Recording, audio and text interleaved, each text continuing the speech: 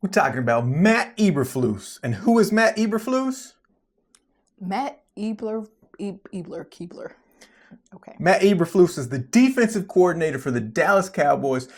What is now the former defensive coordinator for the Dallas Cowboys, because he just got fired literally today.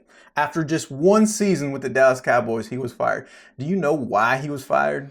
Why? Because with one season, how can you make a really good assessment? Because he was terrible. Before he became the Dallas Cowboys defensive coordinator this past season, he was also the head coach for the Chicago Bears and was fired from that position because he was so terrible in that position. You want to know why? You want to know how bad the Dallas Cowboys defense was this year? They were dang near dead last in every defensive statistic known to man. Let me give you some of these statistics that are unbelievable. Points per game. The Dallas Cowboys allowed 30 points per game, which was dead last in the NFL. So every single game, the opponent scored 30 points. Unbelievable. Yards per game. The Dallas Cowboys gave up 377 yards per game, which was 30th in the league. There's only 32 teams in the league, so they were almost dead last in that. They allowed 60 touchdowns, which was the most in the entire league. So they're dead last at giving up touchdowns. They allowed 251 passing yards. They allowed the quarterback to throw 250 passing yards every single game. And guess what? That was dead last in the NFL. They allowed 35 passing touchdowns throughout the entire season. That is the second most in the NFL allowed. They allowed teams to convert on third down 47% of the time. Guess what that statistic is? That is dead last in the NFL. The red zone touchdown conversion rate was almost 67% by the other team. That is 29th in the NFL. Their turnovers created. So their defense only created so many turnovers throughout the entire season. Matter of fact, they did that so few times that they were 30th in the NFL in that. And guess what? They were 27th in the NFL, managing to sack the opposing quarterback. So almost every single major defensive statistic known to man, they are either last, dead last, or next to last. Wow, that's bad. What is his name again? Matt Eberflus. Eberflus. Who does he know? He has to know somebody. Just a coaching retread. He went 7. The team went. He didn't go. The team went 7 wins, 9 losses, and of course that one tied to the Green Bay Packers. And this statistically makes him the third least successful defensive coordinator in Dallas Cowboys history. However, I would argue that he is only the third worst defensive coordinator in Cowboys history because he was only allowed to coach one season as the Dallas Cowboys. If he was given another season, I'm sure he would have climbed the ranks to the second worst, and of course the worst, just like all of his team's statistics were. Now, with that being said, there have been a lot of defensive coordinators throughout the year, and I think it'd be interesting to kind of talk about some of these former defensive coordinators the Cowboys have had over the years. Now, the Cowboys, they became a team in the NFL in 1960. I'm not going all the way back to 1960. Once we start getting the black and white footage and things like that, I'm not interested. So we're going to take it back to 1989. That's where we're going to start. And we're going to start with Dave Wannstedt. Who's Dave Wannstedt?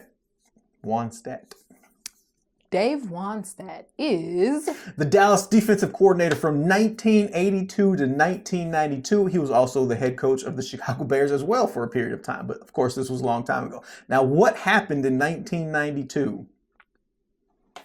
Lots. You know what happened in 1992?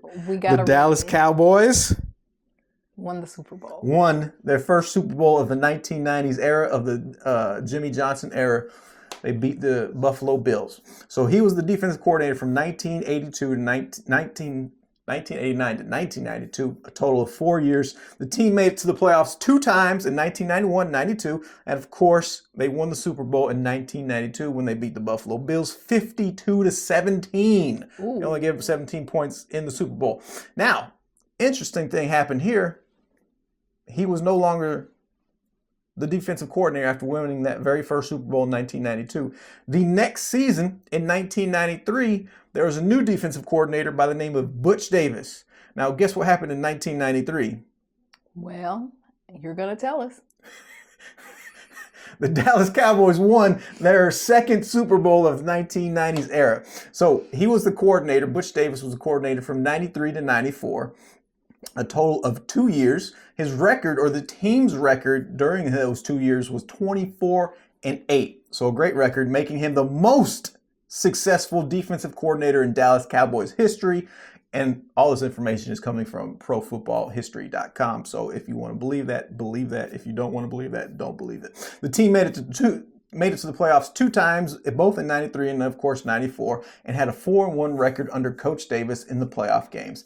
In 1993, of course, the Cowboys beat the Buffalo Bills once again. In 94, they didn't make it to the Super Bowl, but they made it to the NFC Championship game and lost to the San Francisco 49ers. Now, 2 years, not very long. They move on. But what's interesting here is Dave Wannstedt had a Super Bowl, and then the very next year he was gone. Butch Davis is there for 2 years, wins the Super Bowl his first year, and then they make it to the NFC Championship the next year, and then he's gone. So there's a lot of success happening early on, but then also a lot of turnover. Next coach after Butch Davis, or the next defensive coordinator, is Dave Campo. Now, he was the defensive coordinator from 1995 to 1999.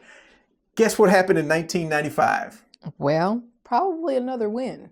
Another win.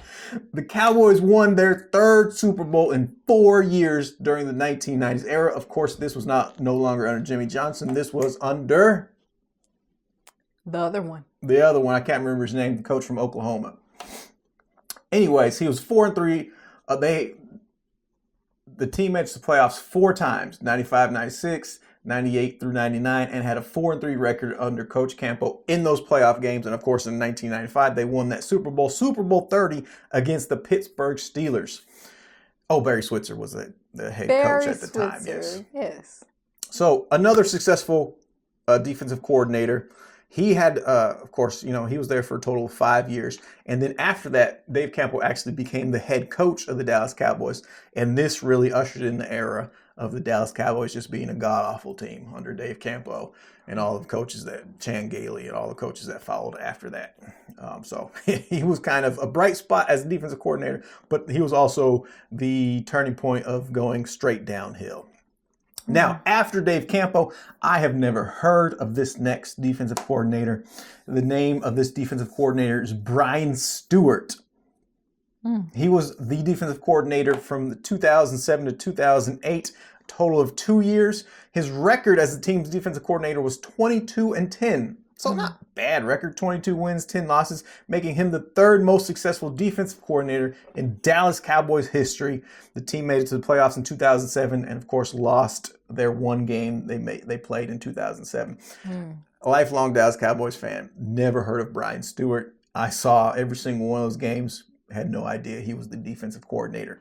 After that, though, I do know this guy's name because he was a very interesting individual. Rob Ryan was the defensive coordinator for the Dallas Cowboys from 2011 to 2012, 2 years, and literally there are no notes about him. Rob Ryan was one of the worst defensive coordinators, in my personal opinion, just from watching it, and because, again, he has a very strong, large personality, so his name very much stands out to me. But I remember that defense being god-awful, almost to the level of Matt Eberflus, if not even worse. After that, there was a 1-year stint with Monty Kiffin, and this is very interesting. He was just the 2013 season. Monty Kiffin at this time was like in his late 70s, I want to say. And he was like really on his way out, and then like he was doing a favor for Jerry Jones coming back to. He came out of retirement to be the defensive coordinator for 1 year, and it was an absolute show. Wait a minute. That one single He year. was as well. doing Jerry a favor, or was Jerry doing him a favor? No. He was doing Jerry a favor. Monty Kiffin was retired. He was a legendary like head coach throughout his time. This was like back in the 60s and 70s. Maybe not that far back, maybe like the 70s and 80s. But he has been retired, and like his son was actually in the coaching ranks at that time. But through friendship and between Jerry and Monty Kiffin that they kind of worked out a deal. Like, hey, I'll come do this 1 year. And it was clear that he was not really invested in playing, in being the defensive coordinator. This was one of these coordinators that sat exclusively in the booth and watched everything from far away and was never down on the field. Of course, if he was down on the field, he probably would have fallen over and broken a hip or something, because he was legitimately way too old to be down on the field. After Monty Kiffin, that one season in 2013 with Monty Kiffin, we had Rod Marinelli. I am fairly familiar with Rod Marinelli. He was the defensive coordinator for the Dallas Cowboys from the 2014 to 2019 seasons. A total of 6 seasons with Rod Marinelli. The team made it to the playoffs 3 times. 3 times, 2014, 16, and 18, and had a 2-3 record under Coach Marinelli in the playoff games. And this is when we essentially couldn't really win playoff games. We kept on making it to the playoffs. This would have been the Tony Romo era, I believe. And we kept on making it to the playoffs, and we kept on losing. We might win that wild card, or we might get. I actually had to bye 1 year, and of course lost immediately in the first round. After Rod Marinelli, it is Mike Nolan, and quite frankly, I'm not familiar with Mike Nolan. He was the defensive coordinator for the Dallas Cowboys just in the 2020 season. So here's where we start getting interesting. He was the Cowboys just for 1 season, 2020. His record, the team's record, was 6-10, and this is allegedly making him the least successful defensive coordinator in Dallas Cowboys history, which I don't understand the math on that. When Mr. Eberflus's defense, the team went 7-9-1, right? They went 7-9-1. So I would think, I guess technically Mike Nolan did half a game worse than Matt Eberflus did here this past season. But after that, fan favorite Dan Quinn, which is now the Washington Commanders head coach, that we still fall over ourselves for, because we wish we had kept Dan Quinn instead of hiring Mike McCarthy as our head coach. But Dan Quinn was the defensive coordinator for the Dallas Cowboys from the 2021 to the 2023 season. So 3 seasons. Quinn's record as the team's defensive coordinator. So they did quite good during this era. 36-15, making him the second most successful defensive coordinator in Cowboys history. However, they only won 1 playoff game in those 3 seasons. So again, not a great playoff record. And here was the hallmark of Dan Quinn's defensive stint here, is that his defense was amazing during the regular season. However, when it came to the playoffs, we would constantly get blown out. And it was so obvious and so apparent that he could not make adjustments with his team. It was like they were kept on lining up the same defense, trying to stop different looks, and we could not make any adjustments. And I don't want to say it was time for him to go, but I would have liked to have seen what he could have done as a head coach. But after that, and this is where do you know how he's doing as a head coach wherever he is now? They had a good season that first year. First year was a turnaround year for the Washington Commanders. This year was his second year with Commanders, and they absolutely stunk it up. That kind of goes hand in hand with being the coach of the Washington Commanders. Washington's a god-awful organization, but they did have to deal with a lot of injuries, though, to their star quarterback and other players that made it quite difficult for them to be successful. Here's one rabbit hole if you ever want to go down, though.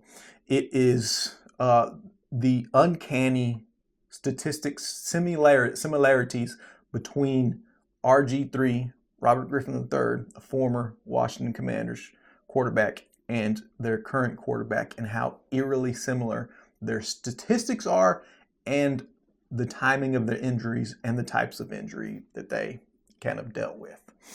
And after Dan Quinn, this is where we get into this problem that we have now. We are about to go into a 4th year with 4 different head coaches. So we had Dan Quinn. Once he left, it became Mike Zimmer. He was here for 1 season, and then it was Matt Eberflus. So that's 3 coaches past 3 years as defensive coordinators. Next year, we're going to have our 4th defensive coordinator in 4 years. And when you have that sort of revolving door at any position, we're going to struggle at consistency. We're going to struggle at being a solidified, good-looking team on the defensive side. So Mike Zimmer, now he had previously coached for the Cowboys as defensive coordinator from 2000 to 2006. But in 2024, he came back. He was here, so a grand total of 8 years, but he was here just this 1 year between Dan Quinn and Matt Eberflus. So not good. And then, of course, we know what happened. Matt Eberflus, 7-9-1. 7-9-1. Why are there 3 numbers there? Because they had a tie. 7 wins, 9 losses. They tied the Green Bay Packers. Gotcha. No team won. They tied. So those are the defensive coordinators throughout the most recent history of the Dallas Cowboys. So it'll be interesting to see with our 4th defensive coordinator in 4 years what we're able to do. Who's going to actually take that position? Who are we going to get? There are some names that I had that might be willing to step in. Now, here's what I don't want to happen. One of those names was Jonathan Gannon from the Arizona Cardinals. And the reason why I don't want Jonathan Gannon from the Arizona Cardinals is because he was just fired as the head coach of the Arizona Cardinals, which is the same thing that happened to Matt Eberflus. He was fired from the Chicago Bears, took over as defensive coordinator for us, the Dallas Cowboys. I don't want somebody to come in here whose most recent memory in the NFL by everybody in the NFL, the players, the coaches, and everybody else, is somebody that just got fired. Because that sets a precedent of you're fired, you didn't do a good job, and now you're going to come in here and try to do a good job with us? Bro, you just got fired. No, thank you. So please no Jonathan Gannon. Now, here's the next thing. It's not going to happen. But the Baltimore Ravens, they just mutually agreed to part ways with their head coach. Can't remember his name at the moment, but Harbaugh, one of the Harbaugh brothers. So they just recently parted ways mutually. He was not let go. He did not quit. They mutually parted ways. Now, so it would be interesting to see if he would come be our defensive coordinator. He's not going to be just because he's been a head coach for so long. Yes. Well, what's the difference? How did he mutually? It's semantics. Exactly. So it's probably it can come down to sometimes like a team will be like, okay, your contract is up. We'll give you a 1-year contract. And the coach will be like, or even the player will be like, well, I want 2 years. And they're like, well, no, we only want to do 1 year. And they can't agree to terms on the contract. So they'll be like, okay, well, we're not going to work this out. We'll just part ways. Okay, I guess. Yeah. So it's really a semantics. It's just because he was a coach there, I think, for almost 18 years. I want to say he was a head coach there for a long time, got them a Super Bowl. It's just a mutual respect thing. Got you. More so than anything. But there you have it. I would be interested to know what we think is going to happen with the defensive coordinator position for the Dallas Cowboys and how are they going to bounce back from the 7-9-1 season that they just had. Because let's be honest, their offense, it looked amazing at some points. Some games they were absolutely amazing. Some games they absolutely were terrible too. So inconsistency is something that's big on the offensive side. And unfortunately on the defensive side, they were consistently horrible. So they need help on both sides of the ball right now. Adios.